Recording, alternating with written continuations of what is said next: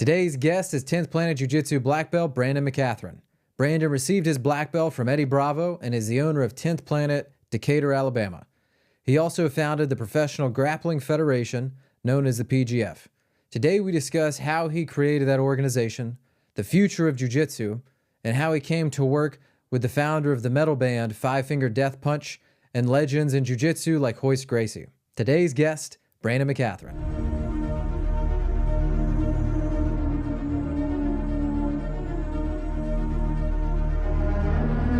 So Brandon, thanks for being here. Yeah, thanks for having me, man. Dude, so you co-founded this jiu-jitsu sports league with the founder of Five Finger Death Punch? Kinda. So it was started in 2020. It was myself and my co-founder is Keelan Lawyer. He's one of my black belts there. He trains with me there in Decatur. And we did 5 seasons of it first. And then at the 5th season, Zoltan came in. He was one of the, because he's a black belt in judo, jiu-jitsu, he's been a martial artist longer than he's been a musician. And so he came as part of the coaching staff for one of the teams in season 5 for just the universe lined up that he showed up and was there. And then after that, him and Royce Gracie, Heather Gracie, came in as the other 2 owners. So, yeah. So how that relation, because I've known Zoltan's been in that jiu-jitsu world around, but how'd that relationship come with y'all? Was it just reaching out to him as a coach first and then he loved what y'all were doing? No, it came through the company Epic Roll. Epic Roll, they make rash guards, t-shirts, all that kind of stuff. And I know the guy that founded that company and owns it. His name's Matt Wallstrom. Super, super cool guy. Zoe had gotten involved with Epic Roll. And then they were doing a photo shoot out in California for Epic Roll. And I met Zoe at that photo shoot. And so I don't know anything about heavy metal music, dude. From Lawrence County, Alabama, you know. Like, what's this dude with the dreadlocks, man? Yeah. And so they were like, oh, he's in a band. Have you ever heard his band? But I thought he's in a band like I'm in a band, you know, and it turns out it was way different. Man. And so that relationship was just through jiu-jitsu and you got to know him. And Yeah. He wasn't a rock star to me. He was just like a dude that trains and, oh, this guy's cool. Man. And so, yeah, it just kind of grew over time. So when I've found out about you through some 10th Planet guys and watching your videos and kind of instructionals on YouTube. But where did the idea for PGF come from? Because that's like, now that I watch it and hear you talk about it, it's genius. Well, thank you. It's not really an original idea, though. Yeah. I mean, we're basically we're watching what all the quote unquote real sports do and trying to take the things that work out of that. Like, I feel like jiu-jitsu is like the whole combat sports world. It's like in this thing where they're trying to emulate what does the UFC do? Let's just do it like that. But, and then they just end up being like a UFC junior, you know, but there's no, any sports like the NFL, the NBA, baseball, soccer, hockey, pickleball, whatever it is that you're into, if there's a successful promotion attached to it, it's a league that has teams that exist within the league. And then the players come and go from the teams. You know what I mean? But the team is the thing that people fall in love with and follow and like buy t-shirts for, you know what I mean? Yeah. So that's, as far as like setting up a business model that could actually work, it would just have to be a league with teams in it. And so that was kind of the original thought. And did you have this, were you one of the main, in the very beginning, like PGF 1, you thought about, hey, let's do this? And you had the idea, or did somebody come to you with it? No, we fleshed it all out at my kitchen table. Me and Keelan and my wife. Oh, man. So I just sat a bunch of paper down on the table. And it's an idea that I had been like playing with for a couple of years, but I'm not a promoter, dude. I'm not going to do this. Like cut promos. But somebody should do this. You know, this is a good idea. And then, so when the pandemic hit, dude, all the jiu-jitsu shut down. Even if people are still training, all the competitions are shut down. Yeah. And I'm like, well, what are my guys going to do? Like, I don't want them to Were not they be coming in able to heavy in compete. Alabama during COVID, like checking gyms and stuff like California? No, not at all. We had probably some of the most relaxed rules on that. And so when we started putting it all together, we were just like, well, we'll follow the rules that are laid out, but we could still host competitions, on a small scale, which is what we were doing in the beginning. It was just us at my gym with a cell phone, you know what I mean? And so pretty small scale. And so, yeah, we just like, well, we'll follow the rules that are laid out, which we were able to do, and we'll just push forward with it. But like the idea initially for like, why right now, like during the middle of all this craziness, was just to keep our guys moving, you know what I mean? And so did you have like the idea that you wanted PGF to eventually, I guess, be its own thing? Not really, you're not in competition with the UFC or other entities because it's kind of a whole new, It's a totally different different paradigm. thing. Yeah, I don't really see like the other jiu-jitsu promotions as our competition or even like our peers. I don't feel like we're doing the same thing. Yeah. You know, I would say, and obviously we're not to this level yet, but I would say like the NFL is what is our competition, and the NBA, those are the things that we're trying to structure ourselves like. Yeah, because I think it's genius because that seems, because you have, like you were saying, the UFC model of competitions and you have all the individual promotions throughout the country of competitions, but no one's really kind of pushed ahead this sports league approach to jiu-jitsu. Oh, it's hard. Like it's a psychopath. It's just a crazy endeavor. Like, why would anybody dedicate their whole life to this idea that nobody's even tried before? But Man. And y'all on year 8 right now? we're on season 9 coming up. And so is it one season a year or? In the first couple of years, we would do multiple seasons a year. But yeah, we've pulled it back to where now, now there's a team in Philadelphia, there's a team in Las Vegas, there's the Alabama team, there's a team in Colorado. So it's growing and it's growing fast. So what we did is we're just going to do it at the same time every season. And as new teams come on, we'll just extend the length of the season, but just one season a year. Cause we're going to need the off season to run the qualifiers and run the draft and all of the things that come with it. So do y'all have like the whole fantasy set up yet? Yeah, we had a fantasy league in season 1. Like when we laid it all, I told you we laid it all out on the table on paper.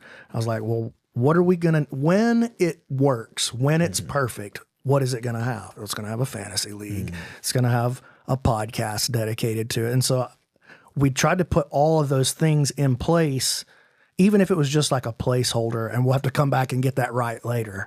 But like the structure of it would look like this. And so I just tried to focus on building what I thought was going to be the right thing at the end, like begin with the end in mind, you know what I mean? And then, we have a fantasy league. Well, yeah, it's a free one that Brandon put together, but we know we're going to need that, and learning how to do it now while nobody's watching will reap benefits years from now when it becomes a big. So my whole thing has been to try to build the infrastructure, focus on, because jiu-jitsu doesn't have an industry or an economy. Like there's no infrastructure, Right. You're building it right now. Yeah. And so we've been focusing on trying to build the actual infrastructure. And then once that has been laid, now it's about scaling it and turning it into something, it's already sustainable, but something that can grow and pop up a team in Nashville and Los Angeles and all that. And so y'all got a deal with the UFC to stream it on UFC Fight Pass?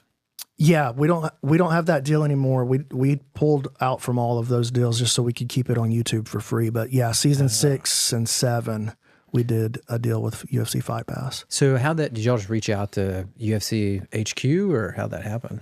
Well, so I was doing commentary work for the UFC for a couple of years already with the UFC. It was the Fight Pass Invitational at the time. Now they call it the UFC BJJ. Yeah.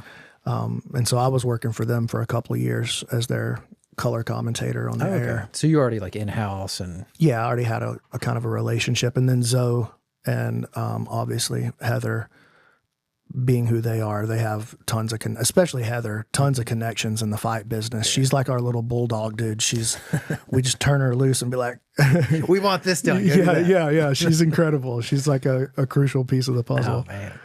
And so we're pulling away from UFC and Fight Pass. Was that just because you didn't want PGF to kind of be absorbed into the UFC world and do your own thing? Or Well, it was really about, we want it to be accessible. Like if we want the sport to grow, I don't feel like we should be hiding it behind a paywall. You know what I'm saying? And so that was a lot of there was a lot of factors that went into it, right? But yeah, that's kind of the main thing is you need people to be able to watch it if you expect it to grow. Yeah, and I guess UFC banks on the fact that they already have that fan base that they'll be willing to go. Yeah, Fight Pass is a subscription model, right? So like they are going to limit who can watch it to subscribers. Well, X percent of the populace, small percentage of the population is a subscriber. And then out of those subscribers, X percent is going to actually watch it. And then X percent is going to, it's just a funnel, you know what I mean? And so if you limit the top of the funnel, like only so much can pour in and come out the bottom. That makes sense, especially with the stage that PGF is in, still growing and trying to build everything up. So if somebody wanted to buy a franchise right now, how much does it cost to buy a franchise? Or to create one, I guess. We sold each of the first 4 franchises were all 7-figure deals. Man. So it's already getting up there around NFL, MLB prices. No, not even close. I think the Cowboys, I think, are worth more than the entire UFC. Oh, man, because it's like billions, right? Yeah, it's like $8 to $12 billion. So yeah, I mean, to even like get in a conversation with something like that, you're talking about needing billions in disposable income. Yes, somebody at home or at the gym isn't going to buy a franchise anytime soon. No. Man, so you started, before you got into like PGF and kind of this being your brainchild, were you focused on just running a gym in Alabama and social media presence? Because you have a huge presence on YouTube and all these. Were you just trying to throw stuff at the wall, or what got you into social media? It was kind of an accident, to be honest with you. So I started my gym in 2010 in Decatur, Alabama.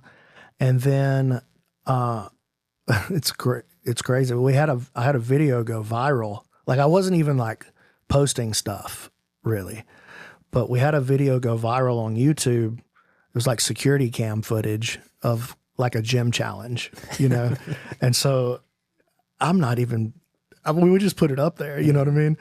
And it goes crazy, dude. It does like 2 or 3 million views on YouTube. And then like 2000, whatever that was, like 2012 or something. That's like an insane. And so I'm like, oh my gosh, and then I didn't really know what to do with it, or how important that something like that was, how valuable something like that was. And then over time, I just started to realize like, okay, Decatur has 50,000 people. Like, I'm only going to be able to affect X number of people in a positive way. And I'm only going to be able to grow my business to as many as a city. And even if every single person in this city signed up for class, I would only have 50,000. Now that would be an incredible gym. There would no complaints. But you know what I'm saying? Like that's just how big you're limited by the size of your area. And I was like, well, I don't want to be limited by being in Decatur, Alabama. Like I like having my gym, but I don't necessarily want to be in the gym business either as like how I make my money. And that's what you retire and that's it. It's just the gym. Yeah. And that's totally fine. It's just not what I wanted to do necessarily. Like I want the gym. I want to hang out. I want to have a place to train, but I don't necessarily want to run it like a business. And so we kind of went down that route for a while to help me get to that understanding. Like this is actually not the business I want to be in. And it limits me on how many people I can affect as well. And so, on social, man, it's kind of just about your knowledge and your work ethic. You can reach everybody. Yeah.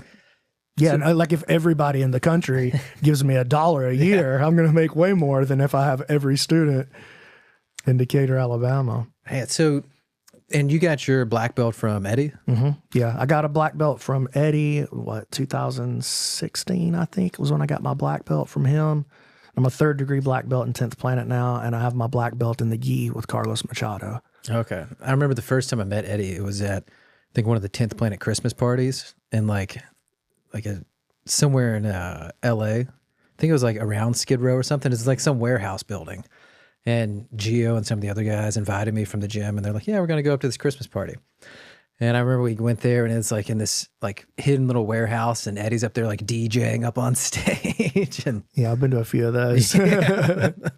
It's crazy. There's been some crazy ones, dude. It's unlike any other organization in the sport for sure. But dude, it's so cool because everybody's like in 10th Planet, everybody kind of knows each other. At least the guys that run the gyms, we all kind of know each other. We're all still in a group chat, you know what I mean? So it's not very formal. No. At all. I remember, which is kind of like the cool part of it. And that's what I loved about it, because I had tried, I think, gi and a little bit, didn't really get into the culture. And a few years went by, and I got into 10th Planet Oceanside with Gio and talking to all those dudes, and they're talking about like mushrooms and aliens and all this stuff when you're hanging out on the mats. I'm like, oh, this is great. Yeah, it's a wild ride for a dude from Lawrence County. You know what I mean? It's been an interesting ride. So what'd you do before jiu-jitsu? My first degree was actually in theology. Really? And then I have a degree in business as well. But so were you coming originally out of college to be like a preacher? Well, that's kind of what I did. I worked with the youth. So like I was the youth minister.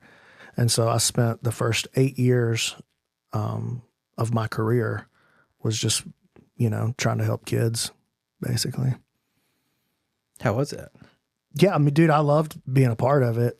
Things just change over time, and I wanted to go different directions, So were you originally wanting to be like a main like pastor, like a preacher at a church? No, and that's part of, like, that was never really my aspiration to be like the man. I wanted to help, So how'd that segue go from theology and getting into the ministry to kind of finding jiu-jitsu? Oh, well, I got into jiu-jitsu because I came home one day and my wife was sitting on the couch. So I got married, my wife, Lindsay. We met when we were 16 years old.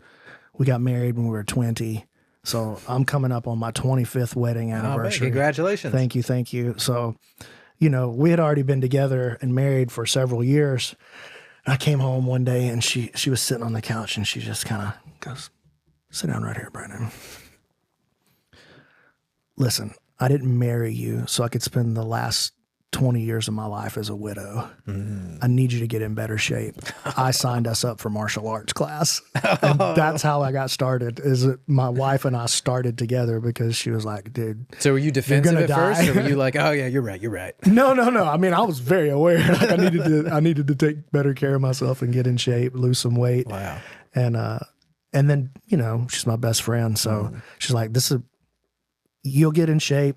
We already watched we'd been watching the UFC together already for years. She's like, this would be something fun for us to do together. Even if we don't like it, we'll have fun. I was like, that's a great idea. And what year was that? 2010, I think. 2010. January of 2010. Pretty much like on a New Year's resolution. So you had no idea that your life would look like what it looks like now? No, dude. I'm like the least likely person to be a black belt of all time. Hey, so were you still doing the ministry at that time when you started training? Yeah, when we started training, yeah. And so when did you make that transition, like full-time jiu-jitsu? Oh, when I was a purple belt is when I stopped everything and just went all in. And so were you teaching at like a local gym in Alabama? Or? Yeah, so I got hired by, so we started the 10th Planet affiliation when we were still training. We were doing Tong Soo Do, which we both got our black belts in that as well. But we were doing Tong Soo Do with this guy named Jamie Webster. He's just awesome, dude. He was the man. He still is the man. He still runs that gym, that academy there in Decatur. But he's the kind of guy who he's like the consummate martial artist. So he's obviously like, he was like world champion and like the forms and the weapons and stuff like that.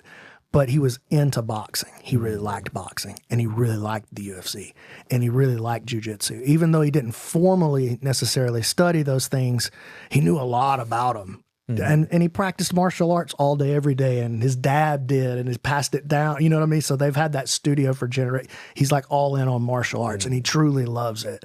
And so he kind of introduced me to like grappling through through doing Tung Sudo there with them.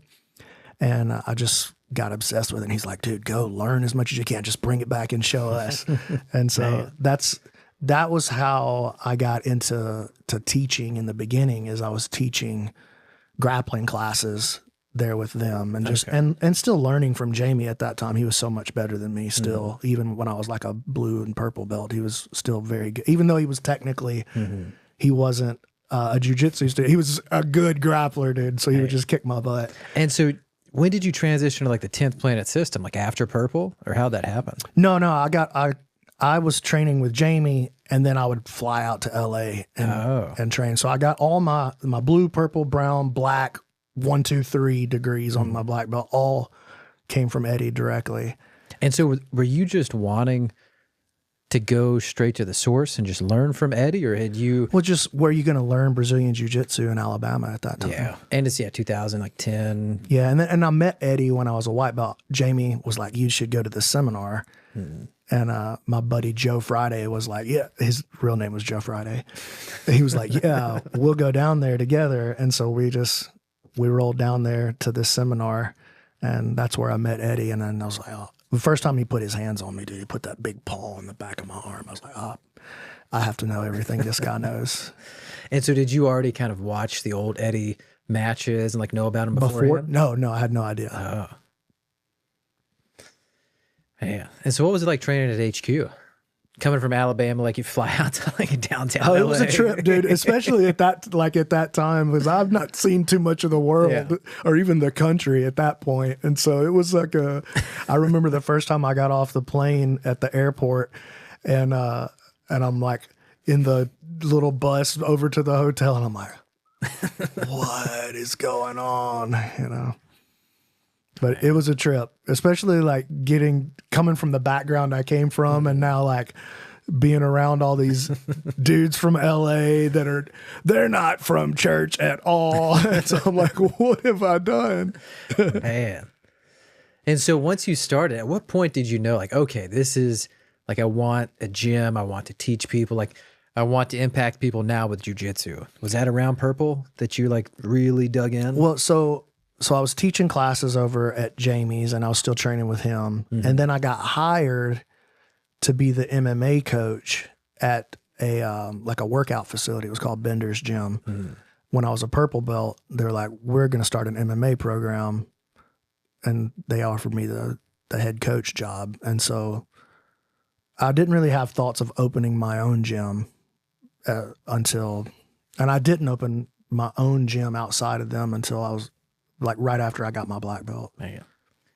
Yeah, it's made like you just stuck with it, and you just like stumbled your way, not stumbled, but like just I was just obsessed, dude. I'm just a super obsessive psycho personality, so like I get excited about something. My daughter makes fun of me. She'll be like, Dad, you can't pay attention to anything for 5 minutes, but you can pay attention to some things for 15 years. Like, what is going on? I don't know. I'm messed up. I'm a little autistic. Yeah. There's only a few things that get me going. Yeah, it's true. It's true. Man, and everybody's joked about it, but I feel like you have to have some type of level of obsessive OCD, autism, something to like stick with jiu-jitsu. To stick with anything. Yeah. Like, how are you going to get good at it if you don't... Even if you're talented and I'm not talented, if you're not giving like obsessive amounts of effort to the thing, whether it's just learning or actually doing whatever it is, if I'm obsessed with it and I want to do it all day, every day, I'm going to catch up. And then even if you're talented, I'm going to eventually pass you, But now talented people who have that same obsession, those people become untouchable, but most people are lacking pretty severely in either talent or effort, I feel like. And I was just lacking in talent, so I could make it was just a cognitive decision. Well, I'm just gonna hammer away. Yeah, that's what I did. Man, so where do you see the future of PGF in the next like 5 years? Like where it's going? Within the next 5 years, we'll definitely be at 16 teams. Nice. Maybe more by 5 years. I mean, the rate that it's growing and the level of interest that we're getting from different cities that want to be part of the expansion is yeah, we'll be at 16. I don't see any way we won't be. And so have y'all pitched this to like ESPN, or do y'all have any desire to like No, put it on TV? I mean, yeah, of course. Being a big broadcast deal would be the ultimate goal, right? Or not the ultimate goal, but like a huge goal. I did have a meeting with a CEO of a company yesterday, actually, and it went pretty well. But nice, a broadcasting company. No, not a broadcasting company, but they would have the stream available. Anyway, Okay. I can't talk about it too much right now. No worries. Man, that's exciting. Yeah, there's a lot of crazy things going on, man. Man, so that's kind of the direct, and you're probably keeping a lot of this under wraps until things are locked Yeah, in. you kind of have to, man. Yeah. I blab my mouth too much anyways, you know. Especially if you're always on the microphone all the time. No, it's ridiculous. I shouldn't be allowed to have a microphone ever. Man, so whenever you were growing up, you grew up in Alabama? Yeah, up in the country. Man, so did you ever get into like boxing or any of this stuff? No, then? man, not really. I was into basketball growing up. That was makes my sense. sport. That was my yeah. I was into regular sports. You know what I mean? Like you grew up in Alabama. That's like a religion there. Like it's Alabama or Auburn, and they stamp it on your forehead as soon as you come out of the womb. Are you an know what I'm Alabama fan? saying? Yeah. Okay. Of course, dude. Yeah. Come on, bro. Roll Tide. But you just grow up in a sports culture, but there was no real like. I mean, MMA didn't even exist back then. You know, especially in the South, it was like not a lot. Yeah, going on. Nothing going on. Yeah. Nothing. And so, no, it wasn't on my radar at all. I wasn't like into martial arts as a kid. Like, not for like it was. I thought it was cool, but yeah. Other than like maybe little karate or taekwondo schools here and there, maybe.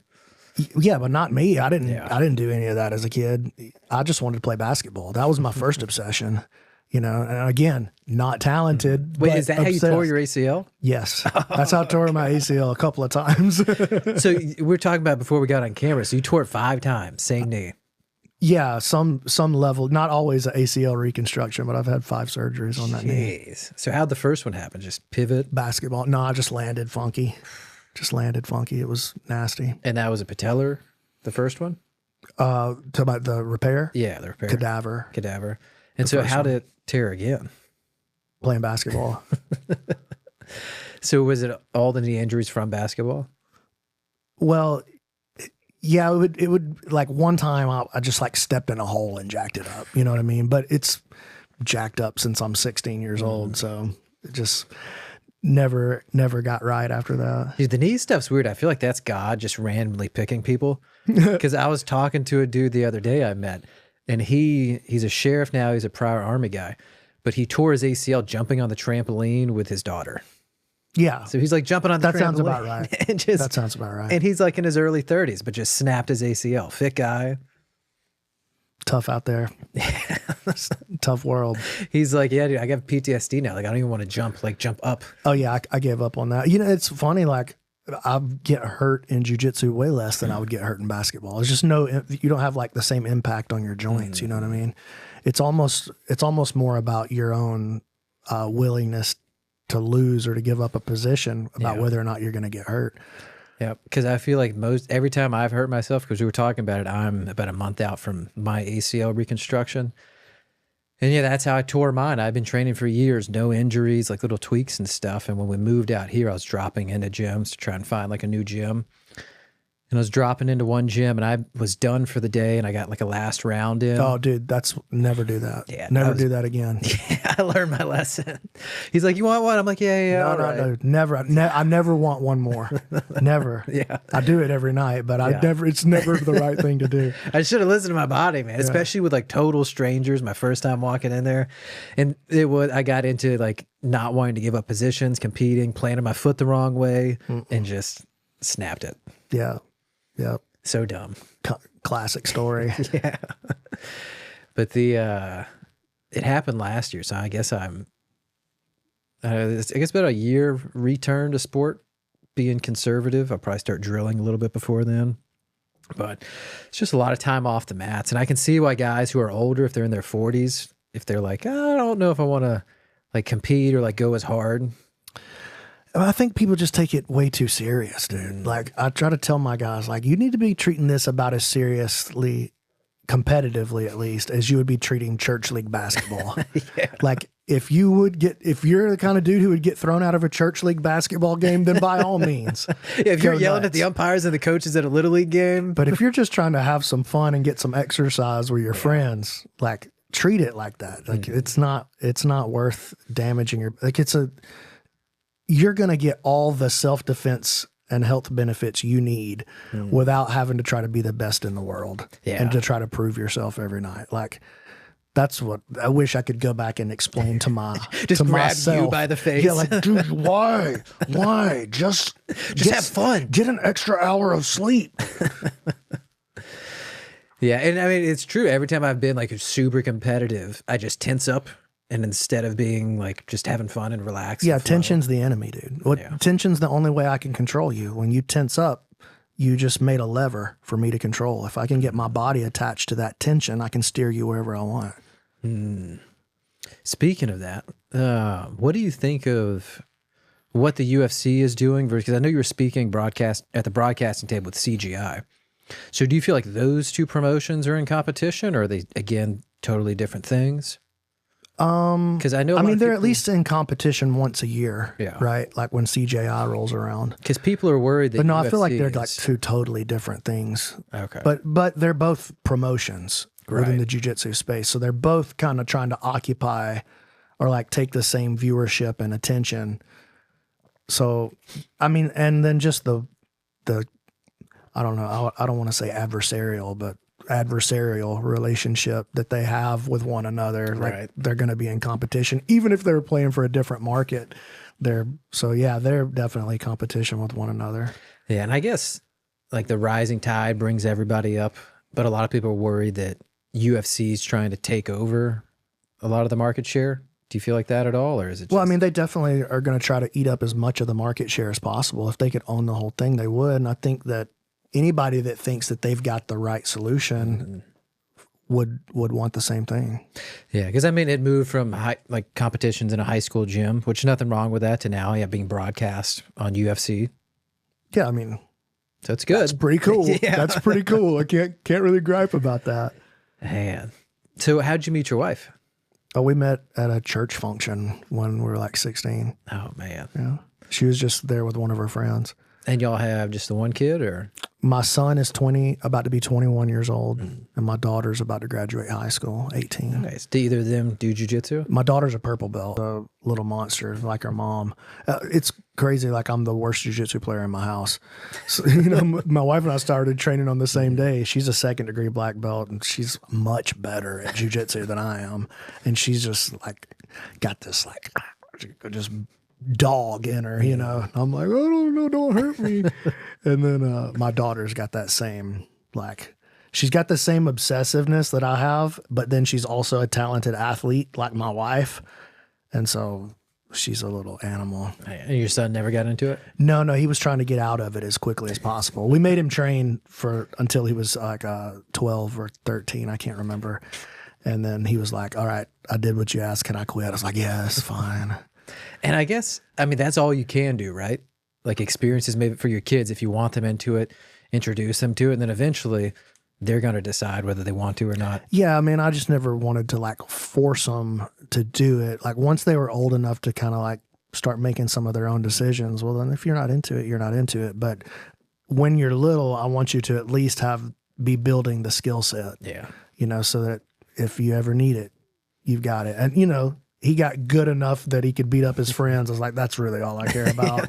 As long as you don't have to, as long as you can walk with your head up and your shoulders back amongst your peers. It's a great feeling when you walk into a room like, oh, I could choke out all of these people one-on-one, but I could choke them out. Yeah, I mean, it makes a huge difference. Plus, too, I think like gaining a skill set when you're young gives you like a level of confidence that helps you to not really be susceptible to peer pressure in the same ways, because you never really have to impress somebody. You already have a thing you're good at. Yeah, that eats that insecurity right away. It's gone. I mean, you're going to have a certain level of that as a human anyway, much less as a teenager. But I think when you've got something that, especially if it's a physical skill, as like self-defense, like, man, that gives you a lot of like internal leverage, Yeah, for your decision making. and like that internal peace it gives you. That was one of the things I noticed when I was really getting into it at Oceanside is just, that confidence. Of just knowing like, oh, okay. But I came in here, I really didn't know anything. Everybody's kicking my ass. I'm terrible. And then you get halfway not terrible and you're like, okay. I'm looking forward to finding out what that part's like. Halfway not terrible. Yeah. So did you ever get into any fights or anything since you've been training? Like out in the world? No, not since I could win. Got into a couple of fights in high school when I couldn't win, And you look back on those, you're like, oh, that was terrible. Yeah, I had a couple of high school fights and I look back, I'm like, oh my God, it's just flailing around. And what an idiot. Why did I get into a fight? Yeah. That's so stupid. Yeah, looking back now, it's like, it's so dumb to get into a fight. You're like, okay, you're right, you win. Yeah, dude, I hear people talk, like, you don't really hear it much anymore, but especially like getting into MMA early on, be like, this dude's had over 100 street fights. I'm like, why? That guy's dumb. Why would somebody have 100 street fights? How are you acting to get into 100 street fights? Yeah, that sounds like a terrible person that I don't want to know. Yeah, dude, don't teach me that. So with PGF, are you taking a step back from like personal social media and stuff and just really diving in? Is this your main focus? I mean, yeah, it's definitely like all consuming. Mm-hmm. It's pretty much taken over my life. Yeah, it's not that I like took an active step back from my own personal brand. It's just in order to do what's necessary, the PGF just needs a lot more of my attention. And there's a lot of people counting on me now. It's not just me anymore. It's not just me and Keelan trying to convince people that it's a cool idea. It's like, no, man, like people are making big sacrifices to be a part of this thing and like really putting their money where their mouth is. And so I just feel like I have a responsibility to give it my genuine best effort, which means that, my own personal brand kind of has to take a little bit of a back seat. Yeah. And you're building it by the way of building this. Yeah. It's just building in a different way. Right. So with the athlete pool, do people now, like the guys, do they come apply to PGF to try and be in the athlete pool, or how does that work every year? Yeah, so there's an athlete pool of like applicants, and then we have the qualifiers. So we'll pop into, like this season we did a Pasadena, we did Gatlinburg, Dallas, Las Vegas. So we'll just pop into different cities around the country, host a small tournament, and the winner gets an automatic spot. And then I'm pulling from the other participants to fill out the rest of the roster. And now for those that get selected, are they, how does that work? Are they paying now that they're in, or how does that? They get a base salary from the team. Oh, so the team pays them a base salary based on how much they got drafted for. And then the league, we put up a team prize and we put up an individual prize, and then we have like a bonus structure as well. So yeah, what I didn't want to do putting this thing together was just like drop all the money into the lap of the top guy. It's like, if we're going to have something sustainable, like the team that lost in the NBA finals, those guys don't go home empty handed. Like, oh, we didn't win it this year. Like you wouldn't have a league like that. Nobody, it wouldn't even make sense. Like, it would be crazy to even think, but that's the way every jiu-jitsu tournament has pretty much ever worked. Yep. And so I was like, that model is not going to get us, we're not going to build infrastructure and industry that way. We can't build an economy that way. We have to have a way to cycle the money amongst the interested parties. And so is that coming from the individual franchise owners that are fronting that money and then the co-founders, or are you guys is it investors that are investing into that pool on your part of it? No. So it's the only investors that we have are myself, Keelan, Zoltan, and Heather right now. And then the money just for sponsorship here, sold advertisement here. It's just like anything else. There's different revenue streams. I see. And then that all goes towards those athlete pools. Okay.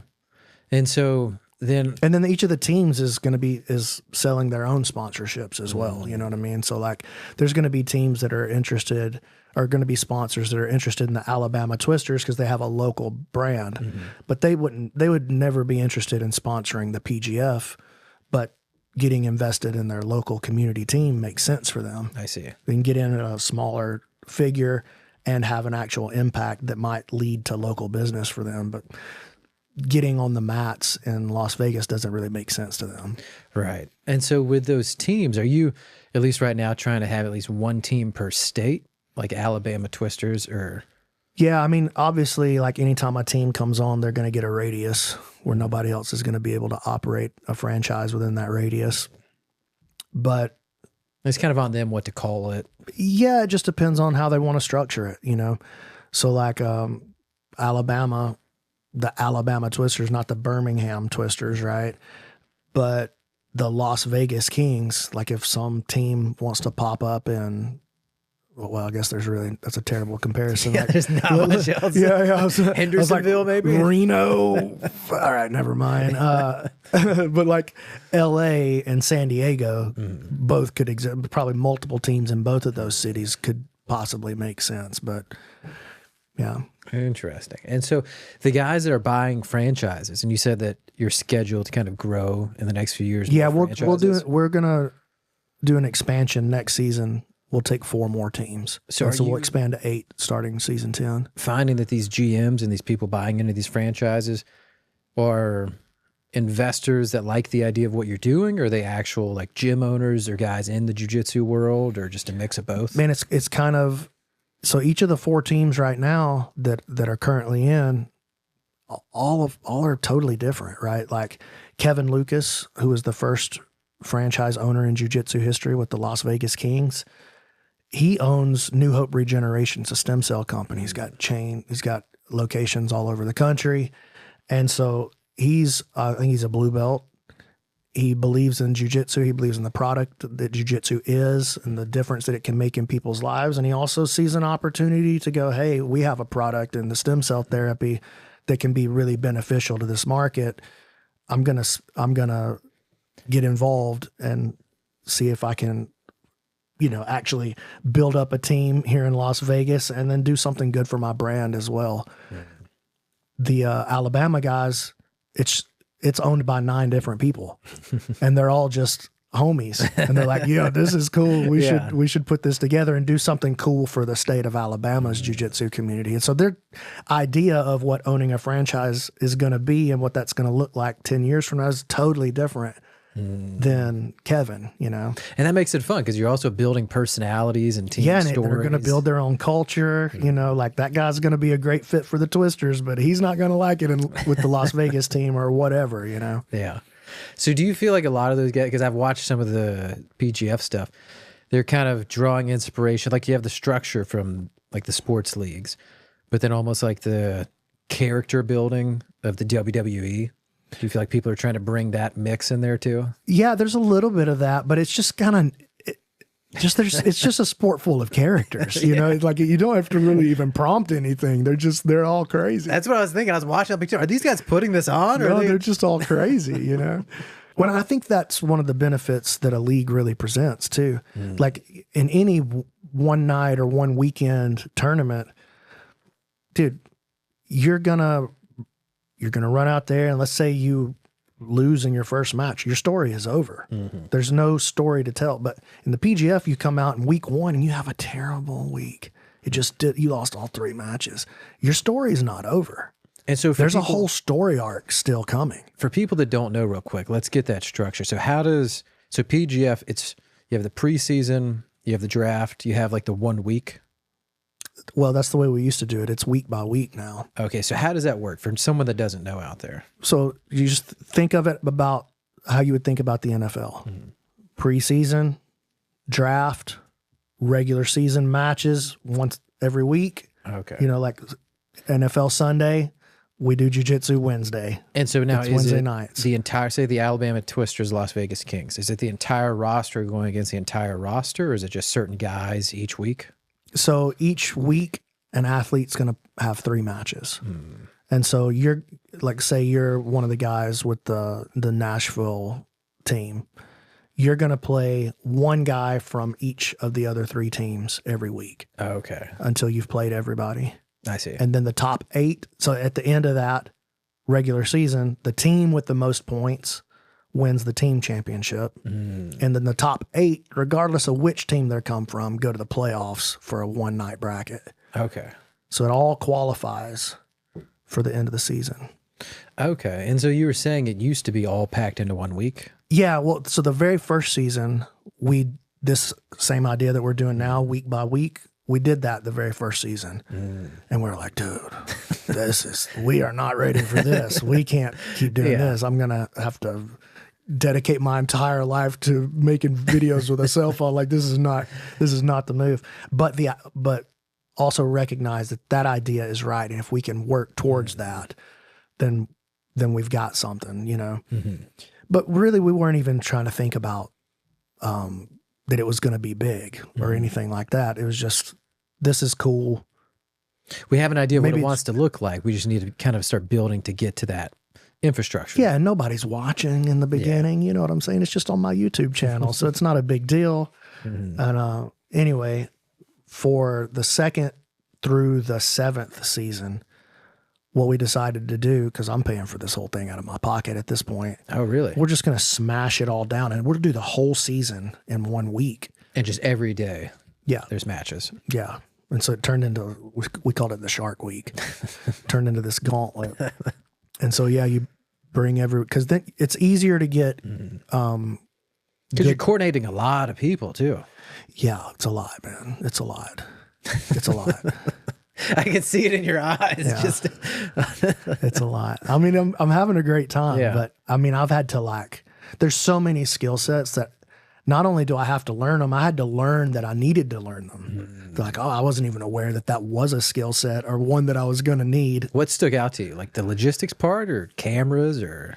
Well, I don't mess with the cameras. Thank God I got Keelan, who's, in my opinion, the best media guy in the entire industry. He's super undervalued. He stays behind the camera, you know what I mean? So he doesn't get the love, but really this couldn't be anything without him. But yeah, I don't mess with that part of it too much, but just, you know, I've been running a gym, a local business. So running a large business on a national level is not the same thing as running a mom and pop. Like, you don't even do the accounting the same way. You know what I'm saying? So like, there's tons of skills that I have to learn, and like, dude, everything. Man. Like, it's been a lot. And so, because I didn't expect to be in this position. Yeah. You know what I mean? I didn't set out to be a promoter or to build a big thing. I don't even consider myself a promoter. Like, we're not doing a promotion. We have a league. I'm a commissioner of the league. Well, how does one be a commissioner of a league? Like, where's that YouTube video? That what is a commissioner? Yeah. What is a commissioner? Did I spell commissioner right? Yeah. Man, so now that it's spread out, are all the athletes traveling to one location? Yeah, everybody comes to Vegas. Boom, 6 weeks in Vegas. Oh, okay. The team houses them. We have the venue. We cover the production. And so are y'all recording, I guess, like each team house is kind of recording their own story and capturing like the training day-to-day for media? Yeah, we put a team in with each team, a media team in with each team. Interesting. So learning how to run all of this, did Zoltan or Zoltan? We just say Zoe. Did Zoe, was he kind of mentoring you on a lot of this business aspect of it? Or? Oh yeah, thank God. Yeah, he's a genius, dude. I mean, he's run multiple successful businesses in all kinds of different fields. You know, he's like a serial entrepreneur.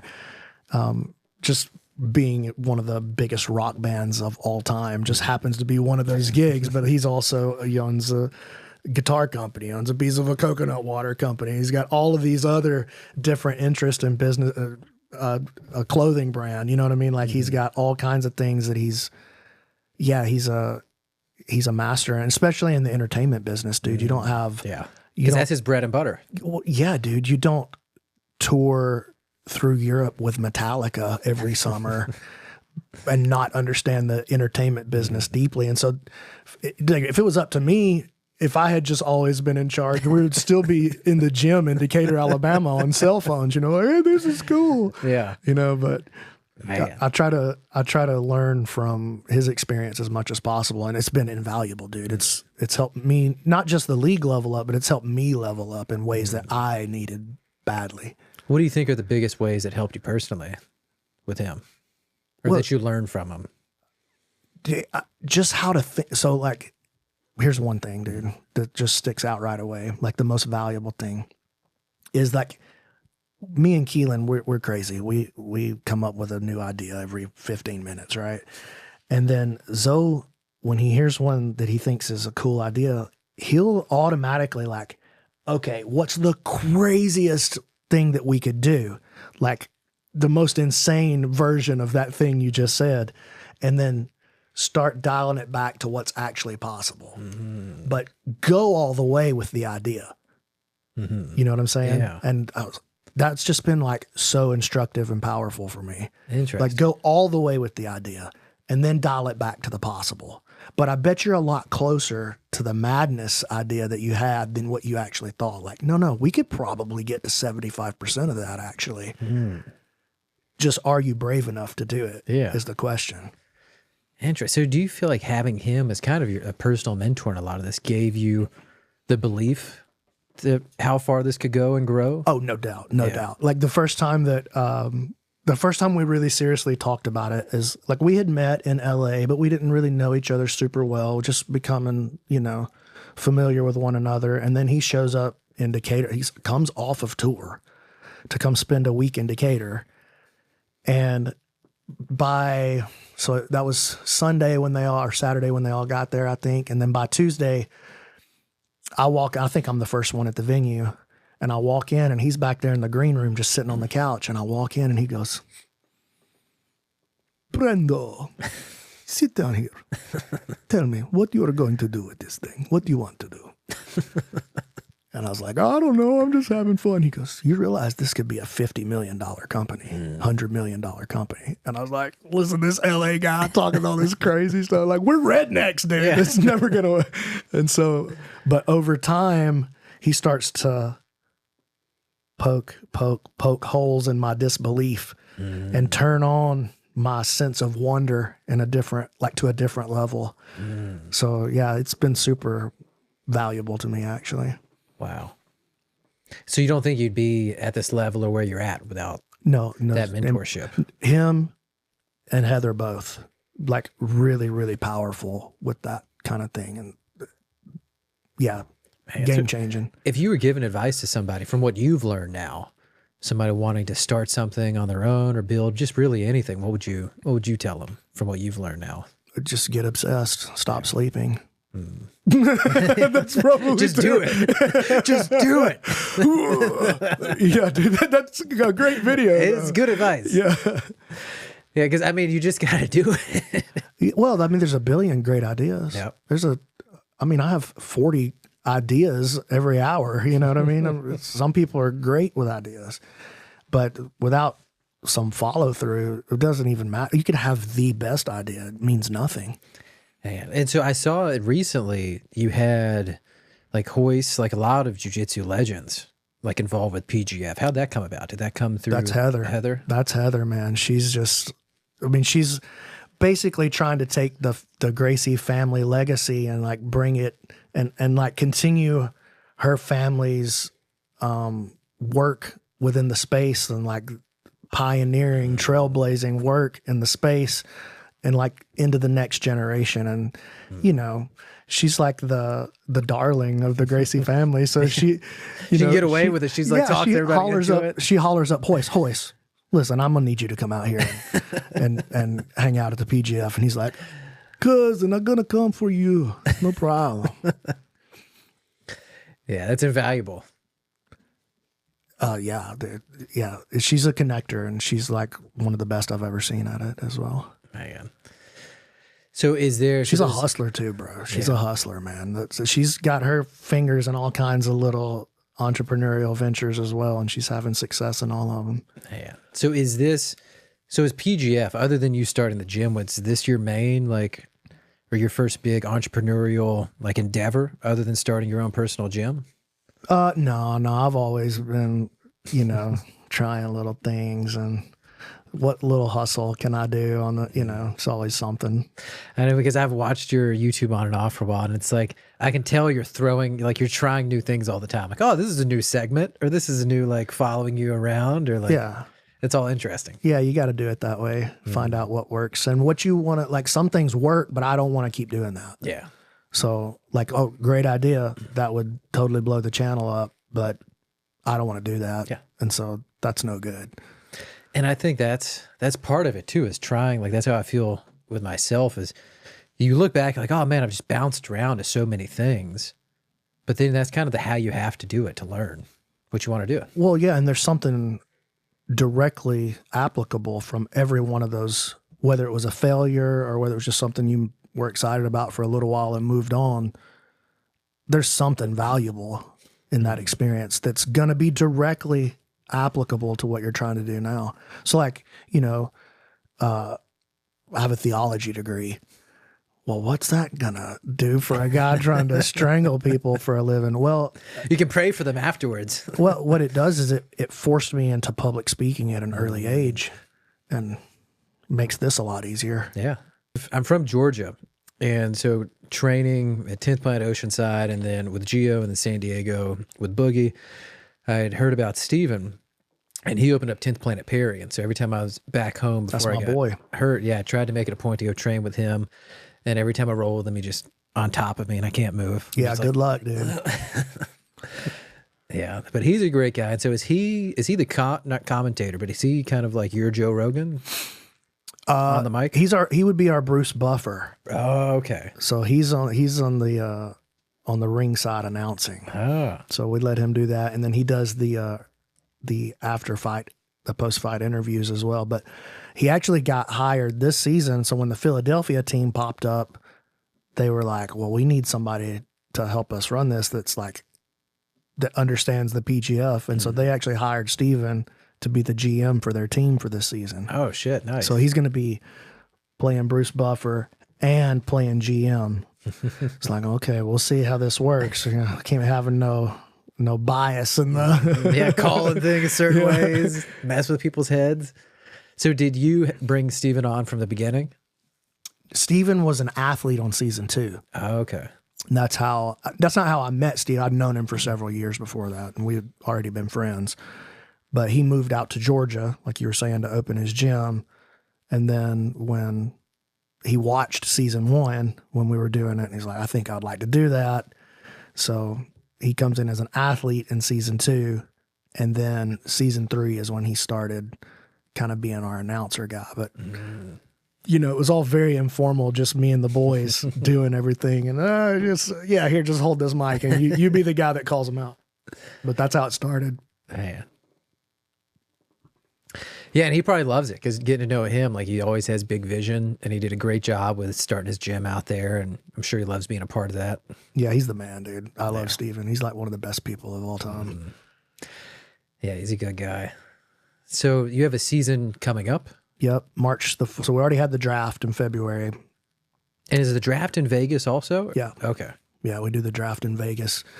Everybody flies out, gets all dressed up, and then we do an auction draft, and so the teams get divvied out there. But like each team brings 2 athletes that they've pre-signed already. And so they just got to fill out the rest of their roster in the draft. I know, watching those draft videos, it's funny because it's like a good ego check. You got the guy right here. How much is this guy worth?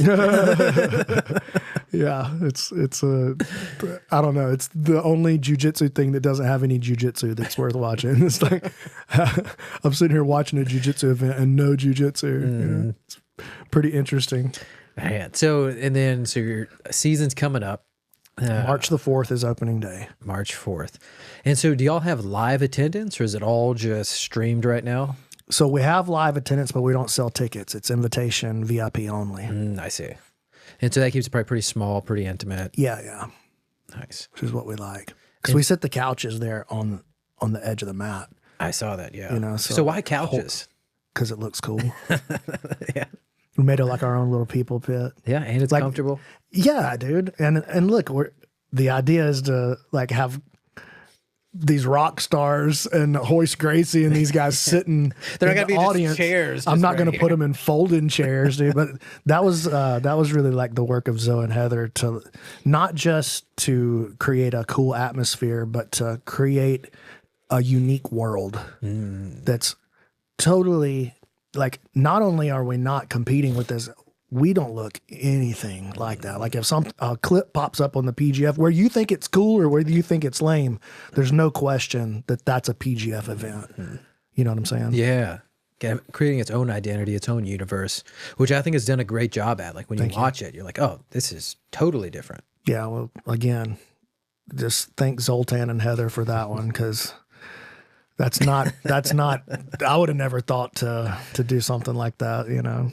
Yeah. And so with the media aspect of it, in the beginning, as you were growing, were you just trying to find, like reaching out to people to be camera teams, or how'd that part come Oh, it's just me and the boys, just me and my friends. And all right, so again, I know what this thing's going to look like eventually. When it's successful, it'll have this role and this role and this part and this part, and this job will exist. Okay, you're my friend. You want to help? Great. Listen, there's no money to pay you. You'll be completely working for free. Yeah. And it's going to be, I'm going to work you like a dog. Yes, that's right. You're going to be miserable. This is the speech. Yeah. Like, you're going to have a lot to do. You don't have time for any of it. Look at what this thing is going to be in the end. What part of that interests you the most? What part of that would excite you to put in work? Okay, well, I'm going to need that role eventually. So why don't you just take charge of that? And even if you're not good at it now, 5 years from now, you'll have grown into the skill set and it'll be a paying job. Yeah. And so that's how I've tried to structure all of my stuff over. Like, if you're not excited to work on it, it doesn't matter if you're good at it. Yep. It's just, it won't fit the culture. I'd rather have a bunch of C players that are fired up to be there. And get there early, stay there late, just love it. Yeah. And I'd rather have a team full of those than a bunch of A pluses that are miserable to be around. Because like we were talking about with the skill sets earlier, like eventually all of that will get overcome by this. Culture eats strategy for breakfast. Like, it doesn't matter what the strategy is. If nobody wants to be there all the time for a long time, you're not going to be able to execute on the strategy. But if everybody's fired up to be there and willing to put in the extra work, eventually the right strategy will emerge. That makes sense. That's smart. Culture's everything, dude. Like I'm and not going to bring, too. Everywhere, anything. I mean, that's a Peter Drucker quote. I think he was like at Ford. I can't remember if it was Ford, but one of the big automakers, you know, he says culture eats strategy for breakfast. And that's just proven to be completely true in my experience. So what do you think the culture is, if you had to take a step back and describe it at your gym in Decatur? Oh, it's relaxed. Yeah. Yeah, it's relaxed. You come and go as you please. People try to call me professor or sensei. Be like, hey, my name's Brandon. Yeah, I'm nobody's sensei. I'm just in charge because I've been doing it longer. Yeah. That's the only reason. You know? I remember it was a culture shock. I had been training at 10th Planet for years, and I think I dropped in when I was traveling to. It wasn't a Gracie gym. It might have been some offshoot of Gracie, but Brazilian dudes in charge, and you know, just different cultures everywhere. But I remember I was a few minutes late or something coming on the mats, and they were already getting started and drilling. And so I get on the mats and I'm like waiting, and then I partner up with somebody. And I think the head instructor is like, hey, are you not going to greet me and bow to me and apologize for being late and like all this other stuff? And I'm like, no. I wasn't. Like, I'm sorry. I wasn't. I will if that's what you want. Yeah, it's like, okay, sorry. Yeah, but it's just such a culture shock of like different. And you know what? Like, some people like that. They like the rigidness. They like the formality. They like the uniform. They want to put the uniform on. It's like putting on your church clothes and going, you know what I mean? Like, oh, I'm getting dressed up, you know, kind of how you dress makes a big difference in how you act and how you feel. Like, that's what some people want. And that's the opposite of what some people want. And some people want a little mix of both. I think there's room for everybody. Yeah. Absolutely. And there's benefits to each of the cons to each of those things too, you know? Yep. Yeah, and it's interesting as people grow up in certain, like if people grow up in only Gracie and only Gi, and then they pop into like a 10th Planet gym and they're like, what is this? Or vice versa. Yeah, for sure. For sure. I mean, the 10th Planet culture is not for everybody. That's for sure. So what does Eddie think about all this? Were you kind of talking to him as you were growing PGF? Yeah, of course. Yeah, he loves it. He comes in, he's referees some of the matches, but mostly I try to he wants to referee all the time, but I'm like, no. I want you to just sit on the couch and enjoy, just have fun. And so, yeah, he'll come out and stay like when we were doing it all in 1 week in Vegas, he would just come stay the whole week. Oh, nice.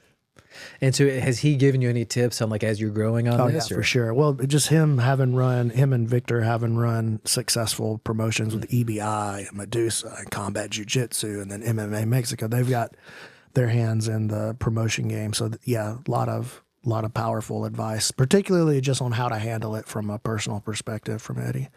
Do you mean as in like you personally managing it, or? Yeah, and just how to handle dealing with this guy pulled out at the last second. How do you deal with that?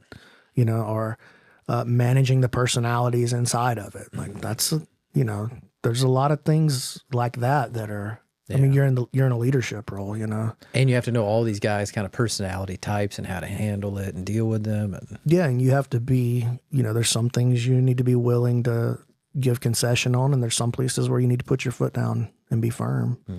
So what do you think, business-wise and jiu-jitsu-wise, maybe one of the biggest things you've learned from Eddie, if you could just sum something up? I just got to pick one. I would say the coolest thing about Eddie is no expectations.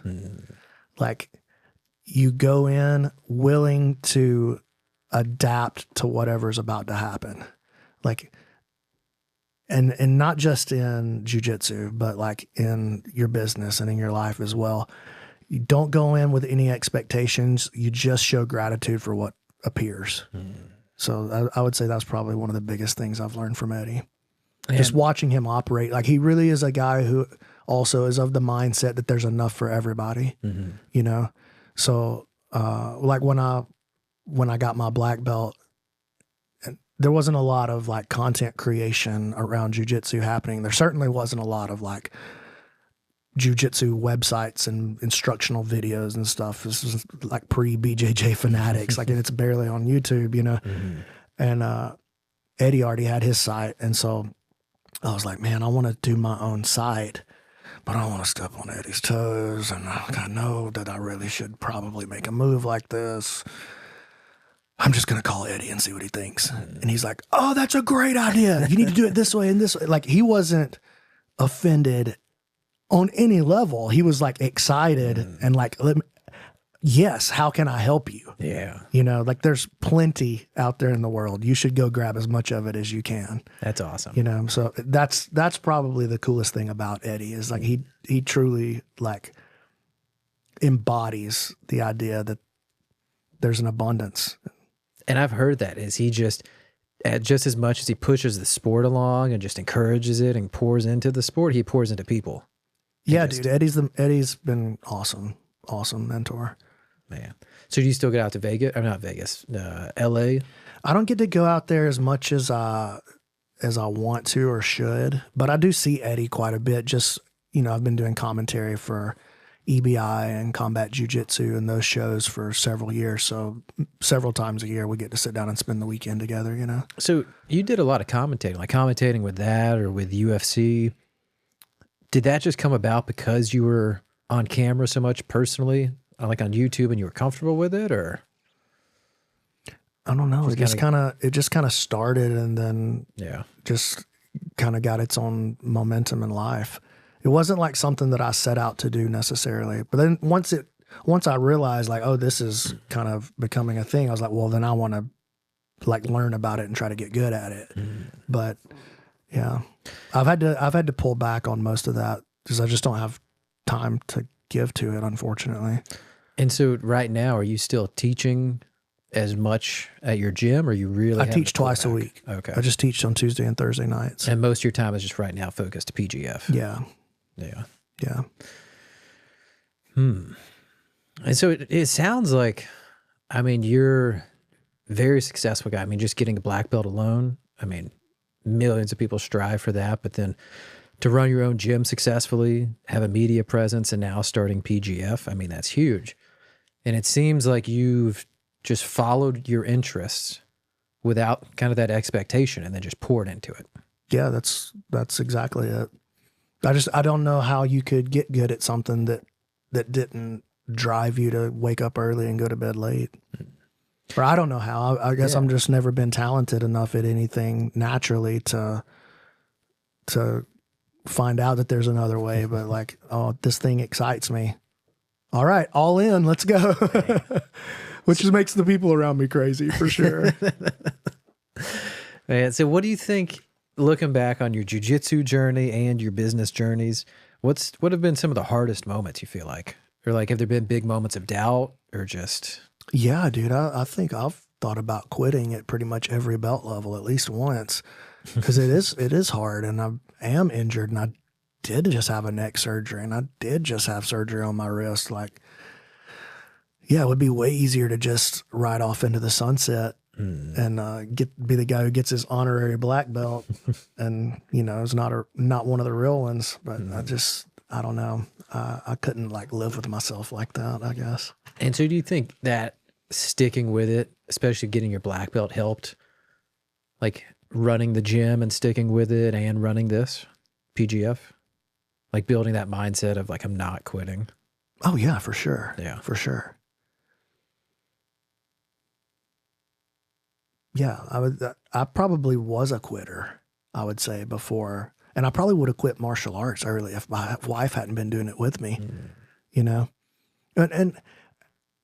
And I don't even want to like give the idea that quitting is necessarily a bad thing. Yeah. Like I think there's a time when you should quit. Like it's like the sunk cost fallacy. Like I don't like, no, there's if you're constantly getting this message, okay, maybe. Yeah, no, I mean, there's some things you should quit and there's some things you should have already quit, but I think like most people's default is quit when it gets hard. And like, this is difficult is not a sign that you should quit. That's oftentimes a sign that you should push.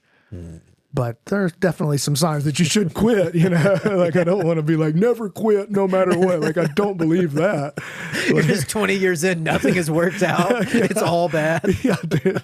Like some things you should quit, man. And so there's going to come a time. That's a good balance. It's like, yeah, in my life, it's like, okay, am I wanting to quit this right now because I'm just a quitter, or am I just not good at this? Yeah. Is it hard or is it something else? Like, it's hard is not, should not be one of the factors. Like you got to push through that sometimes. And dude, usually whatever success you would find is on the other side of that was hard. Cause that's the great filter. Yeah. Like, oh, it's hard. Well, that disqualifies the vast majority of the population from ever finding out what's on the other side of this is hard.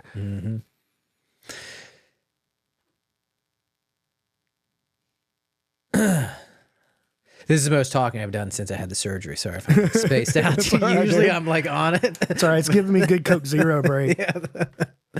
I know, man. This is like, I drove for the first time yesterday since the surgery, like getting out about on my own.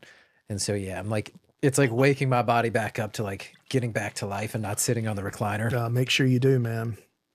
Make sure you do. Try to get as much movement out of that thing as possible early. Yeah, and I got PT, I think 4 times a week now. And yeah, now that the pain is gone and it's just some tightness, trying to get through it. There's a dude named Trent Nestler up here in Nashville. That's who I'm working with, Trent. Oh, perfect. I was just going to recommend him to you. Yeah, I have a PT that the VA is paying for, and then I'm working with Trent. Well, tell him that I recommended you. Yeah, well. Even like I was already doing it, but. Do you know Clay Mayfield? I know who he is, yeah. I mean, we've met. I don't know him super well. So when I was before I tore my ACL, I was bouncing around gyms. That's how I met Clay over at Triangle and stayed in touch with him. I tore my ACL at another gym here in Brentwood. And I had him on the podcast, and he told me about Trent because he helped him, I think, with his labrum or something. But how'd you injure your neck? What was that surgery? Car wreck. Really? Yeah, I got hit in a car wreck. I got rear-ended while I was sitting still. This chick hit me at like 50 miles an hour. Man, did it break any like the cervical spine or? Cracked a couple of the bones down here and then just destroyed the disc. Oh, so man. I have a big titanium plate in my neck right here. So does that make it easier or harder for people to choke you out? Easier. Because that plate just pushes in on it? Yeah, I don't like, I used to be notoriously hard to choke out and I could just like eat a choke forever. But now it's like, if you just barely touch the side of my neck, I'll just drop out cold, so definitely easier. Man. So, but no injuries from jiu-jitsu? I mean, no Major. Yeah, nothing serious that started with jiu-jitsu. Like, you know, my wrist was jacked up, my knee was jacked up, all coming in to jiu-jitsu, and then doing jiu-jitsu definitely didn't help any of those things, and maybe even accelerated the deterioration. But no acute injuries from jiu-jitsu itself that have been like long lasting. Yeah, and it's, in fact, I feel pretty good. Like, overall, like I'm getting to be an old man pretty quick, but I can still do what I need to do and feel pretty good at the end of the day. And what I've, like, a lot of the high level, like, black belts I know, and like coaches at gym, like Richie and a bunch of dudes, they've had almost no injuries, but because they've just approached it the right way in jiu-jitsu of not trying. Yeah, and I think some people just don't get injured very easily, and some people get injured super easy. You know what I mean? Like, it's kind of the luck of the draw. Yeah. I don't know, because I see people who definitely don't treat their career and their body the right way, and they're fine. And then I see people who are like super careful about it and pretty fit, injury prone. Yeah. I think it's just, well, dude, you know, like there's dudes in the gym who they're nasty. They're just, oh my God, guy's dirty and he never gets staph or ringworm. And then there's this guy over here who's like ultra like OCD about it and like has to clean himself off immediately. And that's the guy that always gets staph. You know what I mean? Like, I think it's just individual. Yeah. Dude, that's another thing, the stinky people. Of like, oh, you're training and you throw all your clothes back on, then you're going to go back to work. What are you doing? Dude, what? Yeah, I've met a couple, like they come in for lunch and they'll get a roll in and I'm talking to them like, bro, aren't you going to shower? No, I just got to get back to work. I'm going to be late. I'm like, dude, what? Hey, it takes all kinds to make the world go round. Yeah. With PGF right now, everything is in Vegas. Do you have any plans to move it from Vegas eventually? Oh, not to move like the headquarters of it from Vegas, but I do anticipate that in the next couple of years that each week will probably be at one of the team locations. So like the whole circus goes to Philadelphia this week, and then the whole circus goes to Colorado this week and Vegas, and then so really shaping kind of the NFL model of traveling for the franchise. In the beginning it'll have to be like everybody comes to one spot, you know, just like it is now. Everybody comes to Vegas, but maybe in the next couple of years everybody goes to Philly for week one. And so you got all the teams piled into this one place, and then that becomes their revenue right there. Yeah. You know what I'm saying? Oh yeah, because that fan base, then you bring the whole show there. Yeah, that's right. And you're selling the merch. Everybody, that's smart. Yeah. And that's something I stole off of this dude named Paul Rabble who runs lacrosse. He's like the king of lacrosse, which I don't know anything about lacrosse, but that dude's a genius. And so he's the one that I kind of stole that traveling circus idea from. Like, that's how they pull off lacrosse, because there's no city in America where you can have a lacrosse arena and fill it up. Like just for your lacrosse team. Yeah. But if all the people that are interested in lacrosse are going to this one spot, we can fill up that spot this week. And then we take that show on the road. So it's more like a touring band idea than it is, you know, everything in one location. And the more personalities you build, people are going to want to come to see those personalities and maybe meet them or talk to them. Or that's smart. And this is like having Zoe on. I mean, this is right up his alley. Yeah. It's so smart. Yeah. Man. Well, Brandon, I appreciate you coming on. Yeah, of course, man. Thank you for having me. Yeah, it's been a great talk. Nice little setup here. Yeah, thanks, man. We moved out of the smaller garage. We're growing. Man, well, you don't even need to grow more than this. This is perfect. Yeah, this is it. But, well, I appreciate you coming out, man. It's great talking to you. I love what you're doing with PGF, and I know it's going to be huge. Thanks, man. I appreciate that. All right. See you later. All right. Bye, everybody.